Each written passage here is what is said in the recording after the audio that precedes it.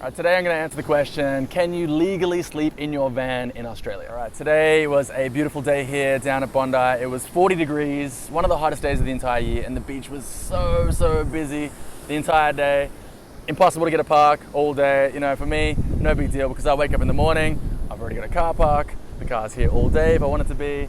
So it's just nice living the van lifestyle and not having to worry about parking and just being able to enjoy the beach all day long. But the question is, can I sleep here tonight or do I need to go somewhere else? And let's start with a little disclaimer. Firstly, I'm not a lawyer. This is not legal advice. Do your own research, get your own advice. I'll just share with you my understanding based on my research and my experience. And the answer is, well, at least as far as Australia goes, yes, you can sleep in your van, you can sleep in your car, you're not breaking any rules, it's not against law.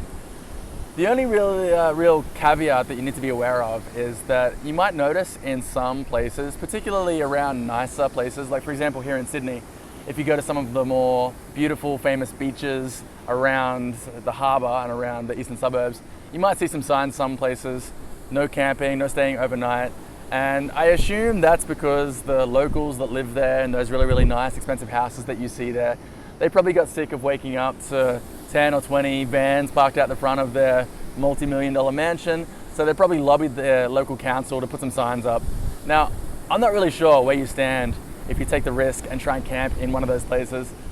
Maybe you can get a fine, maybe you can get in trouble. I really don't know about that. So I'm not encouraging you to try that one at all. I would recommend, if you see those signs anywhere, that you respect them and you just move along someplace else, because there are plenty of other places that you can sleep, that there are no signs around warning, no staying overnight, so don't even worry about those places.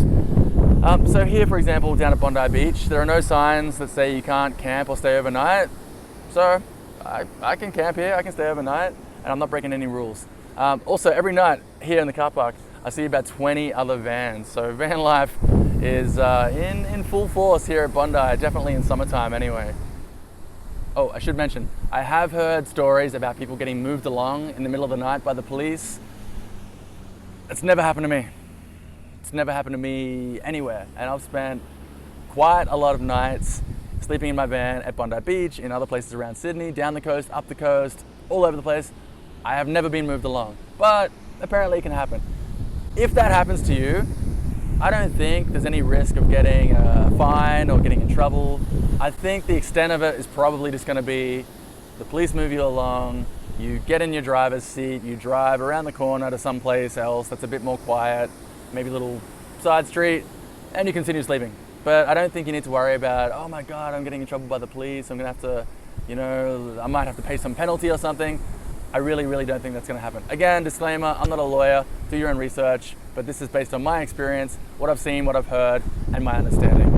So if you learned something today, if you like this video, give me a thumbs up, I appreciate that a lot. If it's your first time here on the channel and you want to learn more about how to live van life smarter, subscribe, have a great day, and I'll see you next time.